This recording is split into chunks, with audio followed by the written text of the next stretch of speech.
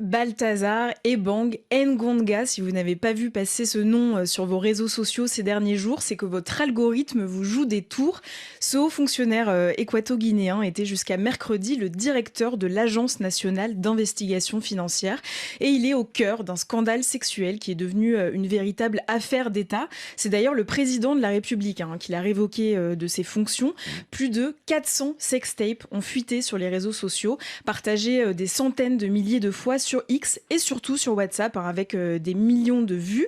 Et on y voit Balthazar Ebang Ngonga dans son bureau au ministère des Finances, en pleine action avec ses nombreuses partenaires, dont certaines sont mariées à des membres du gouvernement et à des généraux de l'armée. Et si l'affaire a pris une telle ampleur, c'est aussi parce que ce haut fonctionnaire n'est autre que le fils du président de la CEMAC, la communauté économique et monétaire de l'Afrique centrale, et le neveu du président de la République de Guinée équatoriale. Oui, et ce qui interpelle aussi dans cette affaire, c'est que toutes ces vidéos ont fuité alors que le fameux Balthazar se trouvait en détention préventive pour une affaire de détournement de fonds publics. En tout cas, Jessica, cette histoire a mis la toile en ébullition. Oui, d'abord sur TikTok. Il suffit de rester quelques minutes sur l'application pour tomber sur des vidéos en direct d'utilisateurs qui donnent leur avis sur l'affaire Balthazar, comme on l'appelle désormais sur les réseaux sociaux, avec parfois jusqu'à 4000 participants pour écouter ces lives.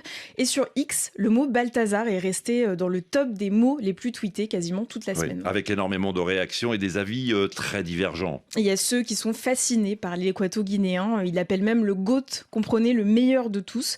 D'ailleurs, un montage photo devenu viral le montre en vainqueur du Ballon d'Or. Oui, je l'ai vu celui-là. Voilà, et d'autres internautes, tenez-vous bien, ont même été jusqu'à remplacer leur photo de profil par celle de Balthazar Ebang Ngonga. Alors, je vais aussi vous lire quelques commentaires postés sur X. La chair est faible, cet équato-guinéen est un champion. Ou encore, s'il y a quelqu'un à blâmer, ce sont ces femmes hypocrites. Balthazar est un vrai homme. Et ce commentaire d'un internaute qui se veut humoristique, mais je vous laisse en juger par vous-même. Derrière une femme qui rentre du boulot très fatiguée se cache un Balthazar. Oui, effectivement. Enfin, en tout cas, nombreux sont les internautes qui s'insurgent face à ces réactions qu'ils jugent sexistes. Exactement. Je vous cite quelques exemples de tweets.